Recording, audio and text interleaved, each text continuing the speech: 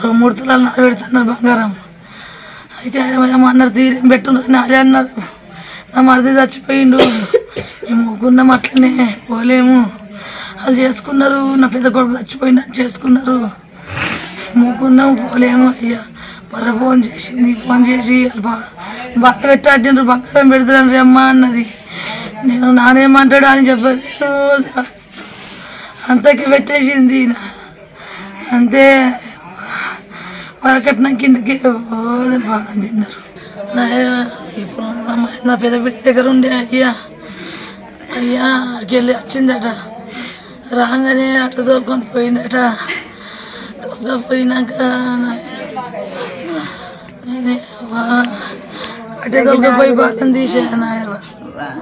పోయినాక మరి ఫోన్ చేసింది, అవనికి ఏమైంది అన్ననే నా మధ్య చచ్చిపోయిండు, మేము చేత కలుపుతానుకున్నాము చెప్పింది.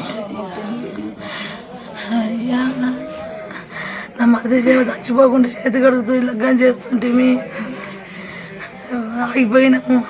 అది చేసుకున్నారు. అయ్యా చేసుకున్నాక పానం తీసా. నాకు ఫోన్ చేసింది, నాకు బంగారం పెట్టమని అటిండ్రు అమ్మ అన్నది. అమ్మ నాన్నకి ఇచ్చేటోళ్ళకు నాన్ననే మాట్లాడన్నాడు అనగానే పెట్టేసిన. నేను వచ్చేసిన సారు బంగారమే వరగంపులో వరకట్నమా ఏమంటారు ఆ కట్నం కింద చంపేసిరి సారు. అయ్యా దానికే ఆడికి అయిపోయింది పెట్టేసిన.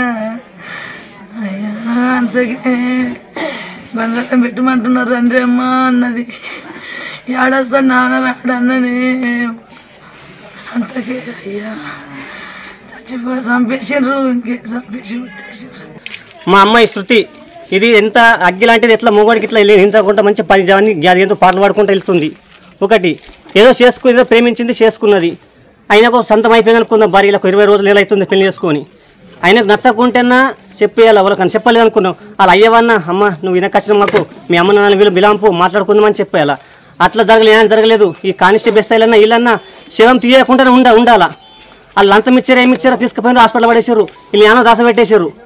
వీళ్ళు తెలియదు ఇప్పుడు కానిస్టేబుల్ బెస్సైలకు ఎవరు చెప్పారు, మీరు వాళ్ళ అమ్మ అనేది ఎవరు, మరి పిల్లగాడి తండ్రిలో ఎవరు అని అందరినీ ఇట్లా ఉంచాలన్నద్దా. ఎవరు ఉంచలేదు. వాళ్ళని పిల్లలు తీసుకుపోయి హాస్పిటల్ పడేసారు, గవర్నమెంట్ హాస్పిటల్లో. వీళ్ళని ఏమో దాస పెట్టేశారు. ఎంతమంది పిల్లలు చనిపోతారు సార్. ఒక్క పిల్లక న్యాయం జరగచ్చింది. ఈ రాజకీయ నాయకులది, ఈ కానిస్టేబుల్ది, ఎస్ఐలది వీళ్ళది నడుస్తుంది. అయిపోయా వీళ్ళు లంచం ఇయ్యంగానే మోపేస్తారు.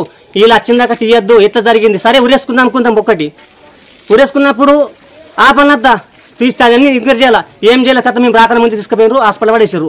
ఇప్పుడు ఏమంటారంటే ఉరేసుకున్న పిల్ల, అది ఉరేసుకున్న పిల్ల కాదు. ఎంత తెలుసు తేజ్ మీద ఎట్లా గడ్డ మాట్లాడుతుంది. మొగోడి లెక్క మొగోడి కన్నంత బంటు తల మీదకి ఎత్తుంది, తల కింద ఎంచుకోదు. అసలు మనిషిని ఇలా ఊరేసుకుంటుందా. పోనీ ఆయన పోషించలేకపోయాడు, ఆయన కట్న కానకు లేకపోయాడు అనుకో. వాళ్ళ నాన్న పిలాంపు నాకు నాయన దాకా అనుకున్న ఇస్తాడు అయ్యాడా, లేదంటే అమ్మ నీటికి వెళ్ళిపోవు, నాకు సరిపోవు, నాది పెద్ద కోటేశ్వరాన్ని కొడుకుని అని చెప్పాలి ఆయన ఆ పిల్లగాడు. లేదంటే వాళ్ళ అయ్యానమన్నా వాళ్ళ అమ్మన్నా అమ్మ మాకు నువ్వు పురిపడవు, నువ్వు ఏదో పాటలు పాడినావు, మాకు అందరు ఇట్లా అంటారు, నువ్వు వద్దు మీ ఇంటికి మీకు వెళ్ళిపోని మంచి మంచి చెప్పాలి. మేము బతికించుకుంటాం, మా చంపేసుకోవడం మా ఇష్టం. ఇది కానీ వీళ్ళంతా ఒక్కళ్ళని సహకరించేస్తారు. మాకు ఒక్కళ్ళన్నా ఒక ఎస్ఐ సహకరించలేదు, ఒక కానిస్టేబుల్ సహకరించలేదు, ఒక రాజకీయ నాయకులు అక్కడ ఉన్న సర్పంచ్ మరి శివం తీయద్దు, మీరు వాళ్ళు వచ్చినాక తీయద్దు, ఎట్లా జరిగిందో చూద్దామని చెప్పేసి ఎవరు అనలేదు. పిస్తోల్ లెక్క పోయినా ఇప్పుడు వస్తుంది బాడీ వస్తారు. ఇప్పుడు ఎంతో జుర్మాని ఇస్తారు, అవి వస్తుంది. ఆడు ₹1 ఇస్తాడు, అవి వస్తాయి. పిల్ల వస్తుంది చెప్పు ఒకసారి. ఆడు మరి ₹1 సంపాదిస్తాడు ఏదో బిజినెస్ చేసి. నుంచి ఇక్కడ నిజామాబాద్లో ఉన్నాం ఒక 2-3 నెలలు. అంటే వీడియోలు ఉన్న అన్ని రోజులు ఉండి నేను వీడియోలు చేసుకుని వస్తుంటే అమ్మాయి రూమ్ ఉంటుండే, కంటెంట్ రాస్తుండే. ఇక మొన్న సడన్గా ఇట్లా ఇంటర్వ్యూలు ఫేమ్ అయిన నుంచి ఇంటర్వ్యూలకు పోయినాం. ఇంటర్వ్యూలకు కూడా ఆయన కార్లోనే పోయినాం. తీసుకుపోయినాం. మంచిగానే ఉండే, ఇంటర్వ్యూ కూడా చేసినాం. ఇక ఫేమస్ అయినాం కదా. ఇక ఆమెకు వచ్చే రికార్డింగ్లు ఆమెకు వచ్చినాయి, నాకు వచ్చిన రికార్డింగ్లు నాకు వచ్చినాయి. అయితే అక్క వాళ్ళ ఇంటికి 20 రోజులు ఉండే కదా. ఇక అక్కడి నుంచి అటే వెళ్ళిపోయింది ఇక అమ్మాయి. నేను పెళ్ళైన నుంచి నేను పెళ్ళికోలేను. ఫస్ట్ ఆఫ్ ఆల్ పెళ్ళికి రమ్మంటే మా చింత చనిపోయిన ముట్టుంటుందని నేను పోలేను, పెళ్ళికోలేను. పెళ్ళైన నుంచి కలవలేదు, పెళ్ళికోలేనని 1 వారం రోజులు మాట్లాడలేదు. ఇక నన్ను చిక్కి అనుడు తక్క. ఈ పాటలు రండముండ పాటలు వాడి నుంచి ఏ రండా అంటుండే, అక్కుతోటి నన్ను ఏ రండా అంటుండే, ఏ చెప్పే అంటుంటే ఇట్లనే. అయితే మొన్న 1 వారం రోజుల కిందటనే ఇద్దరం ఎంజాయ్గా అంటే ఇద్దరు వెళ్ళాల ముద్దుల మొగడని ఒక సాంగ్. అంటే ఆమెకు వచ్చిన ఆఫరే చిక్కి మనం ఇద్దరం పడితే మంచిగా ఉంటుందట. ఇద్దరిని వెళ్తే మొన్న మనం 1 వీక్ అవుతుంది. ఇద్దరు వచ్చిర్రు కార్లో రికార్డింగ్ పోయినాం, రికార్డింగ్ చేసినాం. అప్పుడు కూడా అడిగిన డ్రెస్సులు తీసుకుపోలేదు కదా, డ్రెస్సులు కొనుక్కున్నావా అని, ఎట్లున్నావు మంచిగా ఉన్నావు అంటే ఏరంట ఎప్పుడు నీకు గవ్వే కాల ఇక్కడ పాట నేర్చుకో అని నన్ను గదిరిచ్చి పెట్టింది. 2 రికార్డింగ్లు నేను పాట నేర్చుకున్నాం, పాట వన్నాం. 12 అయింది రికార్డింగ్ స్టూడియోలో. ప్రొడ్యూసర్ అన్న వాళ్ళు ఏమన్నారు, చిక్కిని బస్ ఎక్కించిపోర్రు అని అంటే నైట్కు జేబీఎస్లో నన్ను 2 గంటలకు కూడా బస్ ఎక్కించారు. మొన్న 1 వీక్ కిందటి బస్ ఎక్కించారు. ఇక గట్టిగా దూరం పోయినాక కూడా గట్టిగా వచ్చి హగ్ చేసుకున్నది నన్ను. అంటే పెళ్ళైన నుంచి కలవలేం కదా, పెళ్ళైన నుంచి అంటే ఇన్ని రోజుల దగ్గర ఉంటుంటే కానీ పెళ్ళైన నుంచి కలవలేదు నేను. బాగా రోజుల తర్వాత అని వచ్చి పోయేది బాగా చెప్పి ఒక్కసారి హగ్ చేసుకొని పోయింది. నేను కూడా బస్ ఎక్కినట్టు ఫోన్ చేసినా పోయినాక కూడా మంచిగానే ఉంది. పోయినావా అంటే నేను ఇంటికి చేరుకున్నాను. నేను కూడా మార్నింగ్ కాల్ చేసిన, సరే నేను వండుకుంటా, నిద్ర లేదు కదా అని పండుకున్నది. ఇక నాకేం చెప్పలేదు. ఇట్లానే అమ్మ వాళ్ళతో మాట్లాడుతుంటే మొన్న కూడా అమ్మ మాట్లాడింది. అమ్మ మాట్లాడుతుంది నేను నువ్వు నాన్నకు డైలీ చేస్తుంటే 2 రోజులకు ఒకసారైనా నాన్నకు నాన్న మాట్లాడుతుంది. నేను వీళ్ళకి కూడా ధైర్యం చెప్పేదాన్ని, ఎందుకంటే అమ్మ నాన్న మాట్లాడతలేరు, అక్క మాట్లాడతలేదు, నా ఫ్రెండ్ ఎంత కుమిలిపోతుందో వాళ్ళు మాట్లాడకపోతాను. అప్పుడు మాత్రం నేను మాట్లాడినా, ఎట్లున్నావు ఆడ ఎట్లుంది వాతావరణం. నేను అసలు పెళ్ళికి రమ్మన్నది, అసలు నాకు దేవుడు అట్లా చేసిందో తెలియదు కానీ నేను పెళ్ళికి కూడా పోలేదు. శృతి మా బృందంలో ఒక సభ్యురాలుగా ఉండేది. గత ఒక 10 సంవత్సరాల నుండి మాతో తిరుగుతూ ప్రోగ్రాం చేస్తూ అనేకమైనటువంటి ప్రోగ్రాంలో చురుకుగా పాల్గొన్నటువంటి వ్యక్తుల్లో మొట్టమొదటి వ్యక్తి శృతి. ఎందుకంటే అసలు ఆమె గురించి చెప్పాలంటే మా గుండె బాగా బరువెక్కిపోతుంది. ఆమె ఎంత గొప్ప సింగర్ అంటే వాస్తవంగా చెప్పాలంటే నిజామాబాద్లో ద నంబర్ 1 టాలెంట్ శృతి.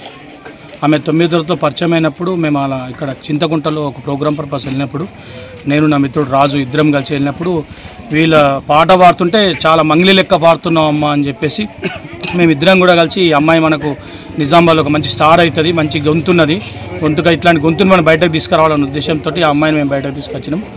కానీ ఇట్లా అవుతుందని చెప్పేసి మేము అసలు అనుకోలేము. సార్ అది చాలా మంచి మనస్తత్వం ఉన్న అమ్మాయి, చాలా మళ్ళీ ఎంత అంటే కడకు మాట్లాడుతుంది అమ్మాయి, ఏది ఉన్నా కానీ ఫేస్ టు ఫేస్ మాట్లాడుతుంది అమ్మాయి. గత ఒక దుర్గామాత ప్రోగ్రాంలో కూడా ఈ ఊర్లో ప్రోగ్రాం చేసినాం, ఆ లాస్ట్ ప్రోగ్రాం. దీని తర్వాత ఇంకొక ప్రోగ్రాంతో ఆమెతో లాస్ట్.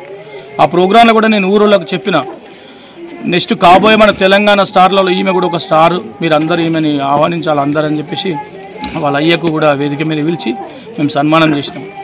అంత గొప్పగా ఇటు పాటనే కాదు, ఇటు పాట ఇటు ఆట ఒక్కతే నడిపేటువంటి సత్తా ఉన్న శృతి అమ్మాయి ఇన్స్టాగ్రామ్లో దయాకర్ అనే అబ్బాయిని లవ్ చేసింది అన్నది. 6 నెలలకు నాకు చెప్తే నేను చూసినక్కడ చెప్తా అని చెప్పి నేను చెప్పిన అమ్మాయి సరేనా అన్నది. నేను ఇంటికి పోయినా, నా పెద్దల్లుడు నేను ఇంటికి పోయి చూసి మాట్లాడి వచ్చినాం. మరో తర్వాత ఒక రోజు పోయినాం మాట్లాడదందుకు. కట్నం విషయంలో మాట్లాడితే రాలకు నాకు హరాకుండే వెళ్ళి వచ్చినాం. 4 తులాలు బంగారు పెడతా, ఫోన్ల మీద 4 తులాలు బంగారు పెడతా, పిల్ల పెడతా, తులం పెడతా అని చెప్పి అనగానే సరే అన్నారు.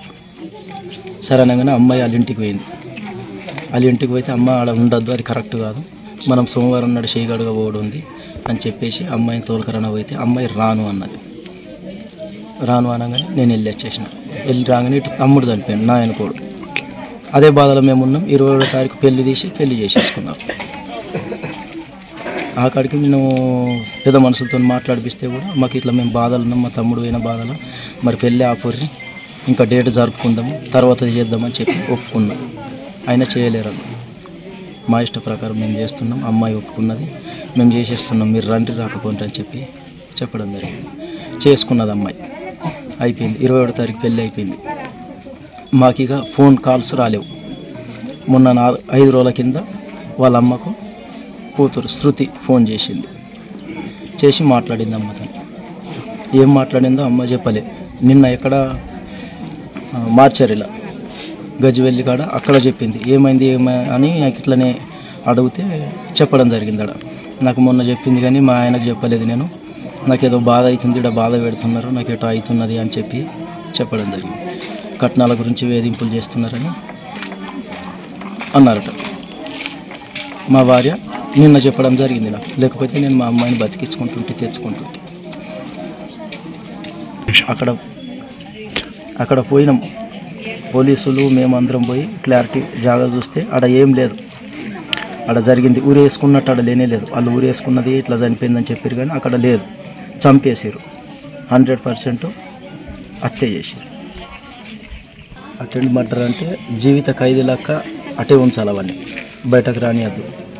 ఇట్లాంటిది నా అమ్మాయికి జరిగింది, ఇంకో అమ్మాయికి జరగకుండా కావాలని కోరుకుంటున్నాను.